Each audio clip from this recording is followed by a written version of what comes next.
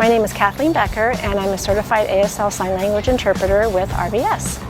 It kind of goes back when I was a young girl, maybe about 5 years old. My mom used to babysit, and I remember there was a little boy who was hearing, but his parents were deaf, and my mom would communicate with them, writing notes back and forth. And then as I became older and I was in high school, we were required to take a second language, a foreign language. And I had been a severe stutterer my whole life, and I was not about to take a second language. And then I remembered the sign language when I was a young girl. So I asked my school about that, and I was able to take classes at a local school, and they accepted that as my foreign language. And I had gone through several years of speech therapy, so by the time I graduated high school, I was able to overcome my stuttering.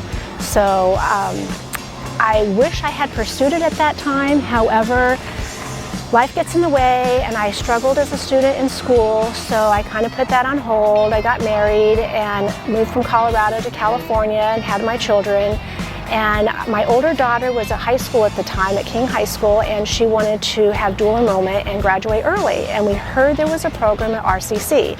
So the two of us went down there, we stood in line, and I guess at the time they no longer had the dual enrollment, but the guy asked me what would I like to do, and all of a sudden I'm like, I want to take an ASL class.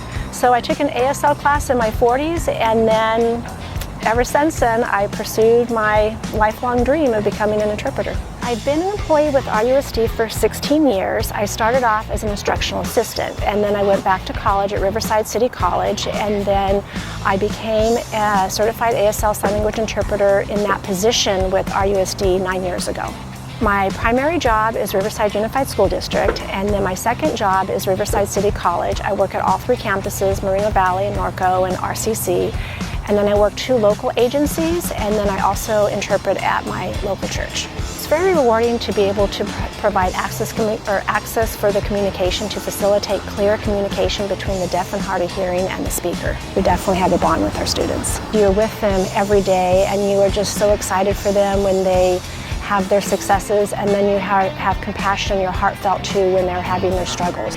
I think it's very important for students to pursue something they're passionate about. If there's something that you're interested in, I know for myself with experience, if you intern in something or if you find a mentor, you can try that career out, and sometimes it's something that you want, or you see it on paper and then you do it in real life, it might not be a match for you.